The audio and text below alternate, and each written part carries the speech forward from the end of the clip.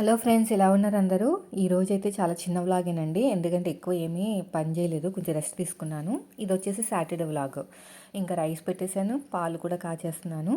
చింతకాయలు ఉన్నాయి, పప్పు చేద్దామని చెప్పేసి ఇలా పప్పు నానబెట్టుకు ఉంచుకుంటున్నాను. పచ్చిమిరపకాయలు, ఒక ఉల్లిపాయ, ఇంకా పప్పు వాటర్ వేసేసి ముందు పప్పు అయితే కడిగేశానండి. వాటర్ వేసేసి ఒక 10 నిమిషాలు ఉంచానంటే కొంచెం నానిన తర్వాత మనం విజిల్ పెట్టుకుంటే కొంచెం తొందరగా అయిపోతుంది కదా. ఇంకా దోశల పిండి ఉందండి, దోశలు వేస్తున్నాను. దాంట్లోకి చట్నీ కింద టమాటా, దోసకాయ, పల్లీలు, జీలకర్ర, కొత్తిమీర, పుదీనా, పచ్చిమిరపకాయలు ఇవన్నీ బాగా ఫ్రై చేస్తున్నాను. బాగా ఫ్రై అయిన తర్వాత ఒక చింతపండు వేసేసి మిక్సీ పట్టేస్తాను. ఇంకా డైలీ రొటీన్ తెలిసిందే కదా. ఈ ఇది తినకపోతే ఎనర్జీ ఉండట్లేదండి, చెప్తున్నాను కదా. మీరు మాత్రం కొనుక్కోండి. మీరు ఫ్రూట్స్ తిన్నా తినకపోయినా అది సెకండ్. ఇది మాత్రం మీరు తింటే కొంచెం రిజల్ట్ అనేవి మీకే తెలిసిపోతుంది 1 వీక్లో. నాకైతే చాలా నీరసం అనేది తగ్గింది. వేడి వేడి పాలు వేసుకుంటేనే మంచిదండి, చల్ల పాలు వేసుకుంటే అవి ఉడకవు అనమాట, అలా గట్టిగా ఉంటాయి. ఎంతసేపు పెట్టినా కూడా గట్టిగానే ఉంటాయి. వేడి వేడి పాలు వేసుకుంటే ఆ స్మెల్ కూడా భలే వస్తుంది. ఇంకా పప్పు అయిపోయింది. అయితే ముందు నేను ఏం చేశానంటే చింతకాయలు ఉడికించేసేసి దాంట్లో రసం అంతా తీసేసి పిప్పి పడేసాను. మామూలుగా అయితే దీంట్లో చింతకాయలు వేసి ఉడకపెడతారంట, అది నాకు రాదు. నేను 2-3 వీడియోస్ కూడా చూశాను కుకింగ్లో, ఇవే చూపించారు కానీ వేరే రకంగా ఏం చూపించలేదు. మా వారు ఏమైనా దీంట్లోనే వేసి ఉడికించేసే అని కూడా అన్నారు. మళ్ళీ చెత్త అంతా కూడా అడ్డొస్తుంది కదా, అందుకు నేను ఇలాగ రసం తీసి వేసాను అనమాట. ఇంకా ఉడికించింది కూడా దీంట్లో వేసేసి రసం ఒక 5 నిమిషాల పాటు మరిగించేసి తాలింపు అయితే పెట్టేశాను. తాలింపు కోసం జీలకర్ర, ఆవాలు, ఎండుమిరపకాయలు ఈసారి అంతా కూడా పక్కన పెట్టుకున్నానండి.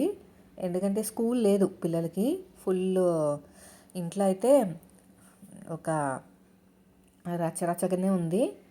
అందుకనే వీడియో కూడా ఎక్కువ షూట్ చేయలేదు. ఈవినింగ్ అయితే పుష్ప మూవీకి అయితే వెళ్ళామండి. మా పెద్ద బాబు బిగ్ ఫ్యాన్ అనమాట.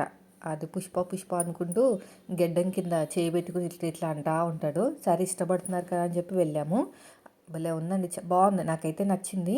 పర్ఫార్మెన్స్ అయితే సూపర్ అండి అల్లు అర్జున్, మామూలుగా లేదు. యాక్టింగ్ చూడడానికైతే వెళ్ళాలి.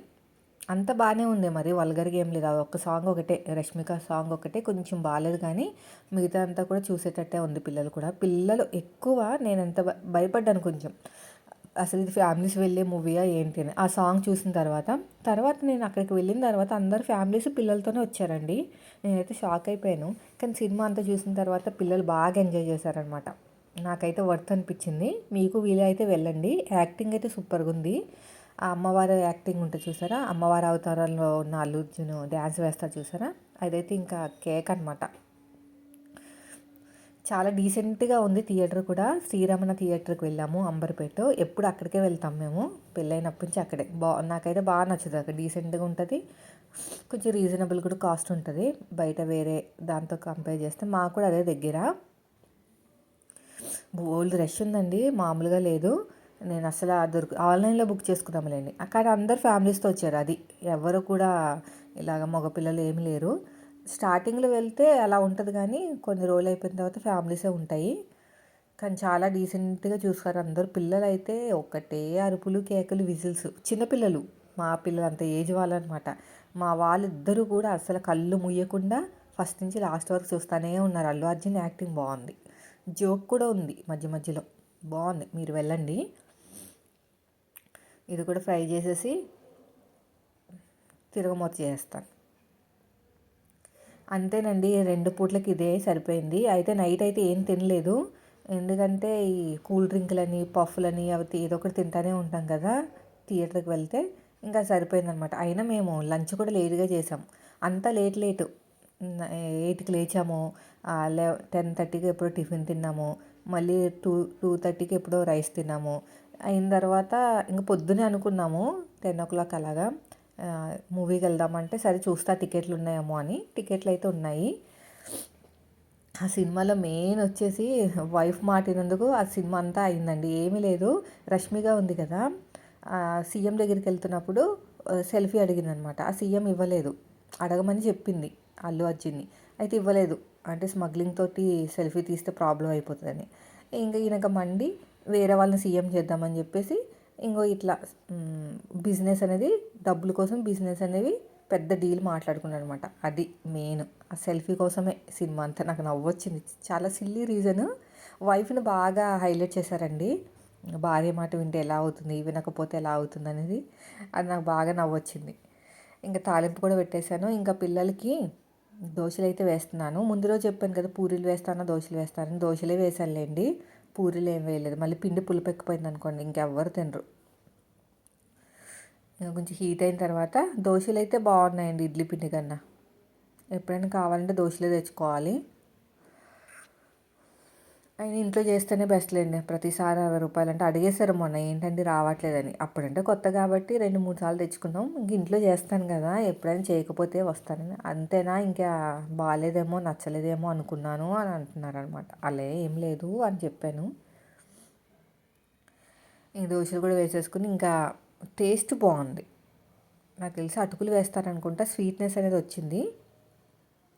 ఇంక ఇలాగా మెల్లమెల్లగా పనులు చేసుకుంటేనే 2 బ్లౌజులు కుట్టేశానండి. ఒక బ్లౌజు నార్మల్ బ్లౌజ్ కుట్టాను, ఇంకో బ్లౌజు బుట్ట హ్యాండ్సే.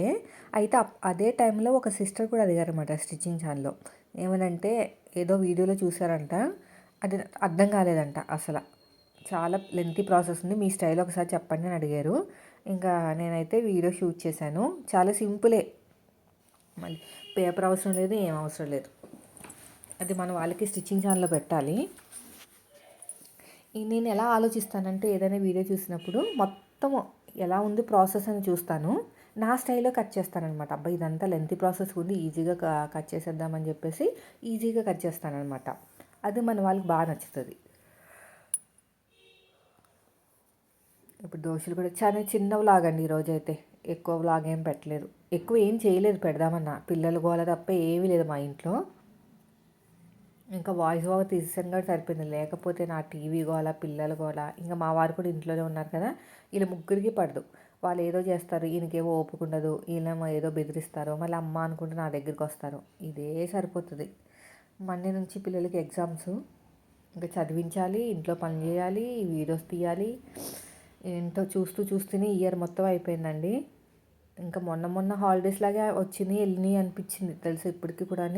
అప్పుడే జనవరి వచ్చేస్తుంది, ఇంకొక 2 నెలలు అయితే సమ్మర్ హాలిడేస్. అసలు మొన్న సమ్మర్ హాలిడేస్ అయినట్టు అనిపించింది నాకైతే. ఈ ఇయర్ అయితే స్టిచ్చింగ్ ఛానల్ మీద, అంటే స్టిచ్చింగ్ మిషన్ మీద వచ్చిన డబ్బులు చాలా తక్కువ. అసలు మధ్యలో వర్షాలు పడడం, పిల్లలు స్కూల్కి హాలిడేస్ అవ్వడం, అసలు ఆయన ఎక్కువ చేయలేదు స్టిచ్చింగ్ వర్క్. ఇంకా అయిపోయింది దోశలు కూడా. ఇంక 2 పిల్లలకి వేసేసి వాళ్ళకి తినిపించేస్తాను. 2 గరిటెలు వేస్తే సరిపోతుందండి. కొంచెం పలచగానే చేశాను అనమాట. ఇంకా ఇప్పుడు ఈ వీడియో అనేది సండే రోజున ఎడిటింగ్ చేస్తున్నాను. నేను నైట్ వచ్చేసరికి 10:30 అలా అయిపోయింది. అంతకంటే ముందే పొద్దున్న మాత్రం 2 వీడియోలు అనేవి వాయిస్ ఓవర్ ఇచ్చానండి. మనకు మగ్గం వర్క్ ఉంది కదా, మగ్గం వర్క్, కటింగ్, స్టిచ్చింగ్, ఆ రెండింటికి వాయిస్ ఓవర్ ఇచ్చాను. కానీ అదేం దరిద్రమో కానీ అస్సలు వ్యూస్ రాలేదు తెలుసా. అస్సలు అంటే అసలు కొత్తగా ఛానల్ పెట్టిన వాళ్ళకే ఎక్కువ వస్తాయేమో వ్యూస్, అంత దరిద్రంగా వచ్చినాయి. కానీ పెట్టడం వరకే మన బాధ్యత, చూడకపోవడం అనేది మన చేతిలో లేదనమాట. అలాగే ఫీల్ అవ్వాలి. కొత్తగా యూట్యూబర్స్ ఉంటారు కదా, వాళ్ళు ఏమనుకుంటారంటే వ్యూస్ రావట్లేదు అంట. ఇంకా మనం ఎవరితోనూ అగ్రిమెంట్ కుదుర్చుకోలేదు యూట్యూబ్ తోటి, నాకెందుకు వ్యూస్ రాలేదని అడగడానికి. అది ఓపెన్ కేటగిరీ, పెట్టుకోవాలి, వస్తే తీసుకోవాలి, లేకపోతే లేదు. అదే మనం స్టిచ్చింగ్ అనుకోండి, బయట కొంచెం గదివైనా తీసుకుంటాం. ఇంకెన్ని రోజులు ఇస్తావు, ఇవ్వవా, ఇది కావాలి, నాకు ఇంత కావాలని కొంచెమైనా అడగడానికి ఉంది. కానీ స్టిచ్చింగ్ ఛానల్ మనకి యూట్యూబ్ ఛానల్ అలా ఉండదన్నమాట. ఎంత ఇస్తే అంత, వస్తే లేకపోతే లేదు. కష్టం అనేది అలా పోతూ ఉంటుంది. నేనైతే వ్లాగ్ ఛానల్ డెవలప్ చేయడానికి చాలా ట్రై చేస్తున్నాను, కానీ వ్యూస్ మాత్రం చాలా దారుణంగా వస్తున్నాయి. ఈసారి 2,000 కానీ వస్తాయో లేదో శాలరీ. ఎందుకంటే ప్రతి వీడియో 3,000 కంటే ఎక్కువ మంది చూడట్లేదు అనమాట. ఎక్కువ మంది చూస్తే మనకి ఎక్కువ డబ్బులు వస్తాయి. మనం ఏమన్నా చేయడానికైనా, కొంచెం హెల్ప్ చేయడానికైనా ఉంటుంది.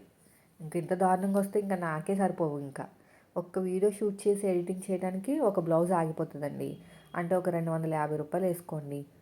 30 బ్లౌజులు అంటే, అదే 30 రోజులు, 30 బ్లౌజులు అంటే 6,000 7,000 అసలు స్టిచ్చింగ్ మీదే వస్తాయి నాకు తెలిసి డబ్బులు.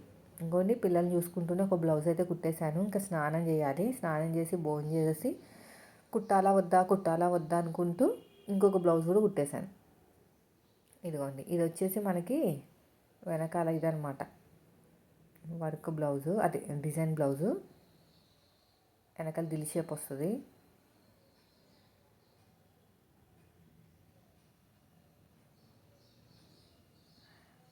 ఇక్కడ హ్యాండ్ దగ్గర ఏమో ఇది మోడల్ హ్యాండే కానీ ఆ వర్క్లో కనిపించట్లేదు అనమాట. లైన్స్ లైన్స్ వచ్చాయి కదా. పైగా మనకి శారీలో వచ్చిన బ్లౌజ్ పీస్ కాబట్టి అంత కుర్చీలు ఏం రావు. ఇదిగోండి ఇలా వస్తుంది. అంటే అక్కడ గోల్డ్ పెట్టాలండి, నా దగ్గర ఉన్నది పెట్టి మీకు చూపిస్తున్నాను. దీనికి సంబంధించిన కటింగ్ పెట్టాలి. ఇంకా మూవీ టైం అయిపోయిందండి. భోజనం చేసేసరికి ఫుల్ క్రౌడ్ ఉంది. అసలు వీడియో అనేది షూట్ చేయలేదు, బాగోదు కదా అంతమందిలో షూట్ చేస్తే, ఏంటి ఇలా తీస్తుంది అనుకుంటారని తీయలేదు. ఇంకా లోపలికి వెళ్ళిపోయాము. సినిమా అయితే బాగుంది, అందరు ఫ్యామిలీసే. అయితే సాటర్డే రోజునే మా పెద్ద మేనకోడలి బర్త్డే అండి. మా మరదలు కొన్ని వీడియోస్ షేర్ చేసింది, సరే మీకు చూపిద్దామని. కేక్ కటింగ్ చేసింది చూసారా, ఆ చిన్న పాప అనేది మా చిన్న మేనకోడలు అన్నమాట, తమ్ముడు కూతురు. ఒక్కటే తమ్ముడు, అక్కలు లేరు, అన్నలు లేరు, చెల్లెలు లేరు, తమ్ముడు ఒక్కడే. ఇంక ఇద్దరు అమ్మాయిలు. మా ఆడబడుచుకి ఇద్దరు అమ్మాయిలే, మాకు ఇద్దరు అబ్బాయిలు. అటు ఇద్దరు అమ్మాయిలే, ఇటు ఇద్దరు అమ్మాయిలే, మాకు ఇద్దరు అబ్బాయిలు. జయదేవ్ కన్నా 1 year చిన్నది. ఈ మన కార్తీక్ కన్నా 2 years చిన్నది చిన్న పాప. ఇద్దరు మదర్లే అవుతారు మా వాళ్ళకి. బర్త్డే అనమాట. పిలిచారు కానీ నైట్ కదా, అందుకని వెళ్ళలేదు. మళ్ళీ లేట్ అయిపోతుంది ఇంటికి వచ్చేసరికి, పైగా చల్లగా ఉందని చెప్పేసి. మన చిన్నోడికి చల్లదనం తగ్గితే అది చల్లగా అయిపోయింది అనుకోండి, చల్లగాలి తగిలితే చెవిలోంచి చీమ వస్తుంది అనమాట చిన్న బాబుకి. దానికోసం మేము కొంత వెళ్ళలేదు. ఇంకా మా ఫాదర్ అండి, 7 years వచ్చినాయి. 6 కంప్లీట్ అయ్యి 7 వచ్చిందనమాట పాపకి. కరెక్ట్గా 1 year తేడా, 1 month, అదే 1 week డిఫరెంట్ అనమాట. ఇప్పుడు 14th కదా బర్త్డే, 21st మా వాడు బర్త్డే. 1 week exactly.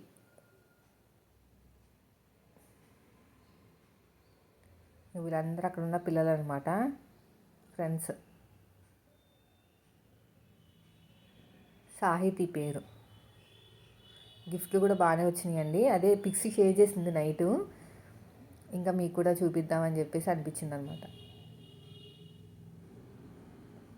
చిన్న పాప క్యూట్గా ఉంటుందండి, కానీ కంప అల్లరి ఎక్కువ. మొన్న లెహంగా కుట్టాను కదా ఈ పాపకి. చిన్న పాప వేసుకోదు లెహంగాలు అవన్నీ కూడా. కుక్కేస్తున్నాను నోట్లో కేక్ ముక్కలన్నీ కూడా అందరూ.